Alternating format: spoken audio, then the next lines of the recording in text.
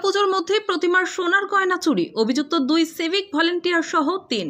সিসিটিভির ফুটেজে ধরা পড়েছে গয়না লোপাটের ছবি। অভিযুক্ত 2 সিভিক ভলেন্টিয়ারকে আটক করে জিজ্ঞাসাবাদ শুরু করেছে পুলিশ।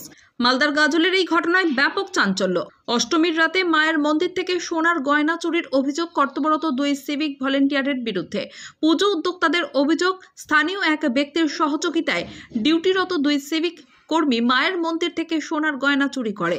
মহানবমীর সকালে পুজো শুরু হতেই এই বিষয়টি নজরে আসে। পুজো উদ্যোক্তারা জানান, পুজোর সময় কিছু সোনার গয়না প্রতিমাতে পরানো হয়, বাকি গয়না প্রতিমার পায়ের কাছে একটি পুটলিতে রাখা ছিল, যার পরিমাণ অন্তত 2 ভরি।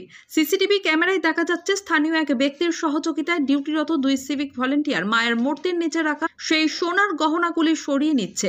ঘটনায় গাজল থানায় লিখিত অভিযোগ দায়ের করা হয়েছে। পুলিশ ঘটনাস্থলে পৌঁছে 2 সিভিক কর্মী সহ স্থানীয় ওই ব্যক্তিকে আটক করে। যদিও এখনো পর্যন্ত খোয়া যাওয়া সোনার গহনাগুলি উদ্ধার হয়নি বলে জানাচ্ছেন উদ্যোক্তারা।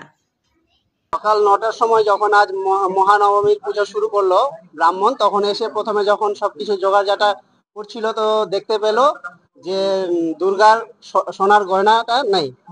তারপরে আমাদেরকে জানালো, তো আমরা হতবাক হয়ে গেলাম।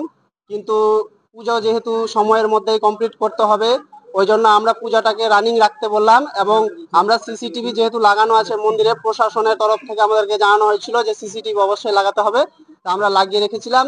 এবং সেটা সিসিটিভি সার্চিং করতে গিয়ে দেখলাম যে সিভিক পুলিশ এবং স্থানীয় একজন নাম অধীর মণ্ডল, দেখলাম যে ওখানে তারা গেটের ভিতরে ঢুকে সমস্তটাই দেখা গেল আর কি। ভিডিওটা দেখলাম যে ওখানে যে গহনার ইয়েটা ছিল সেটা নিয়েছে, নিয়ে ওই সিভিক পুলিশ এবং ওই যার নাম বললাম অধীর রঞ্জন, টোটাল 3 জন ছিল।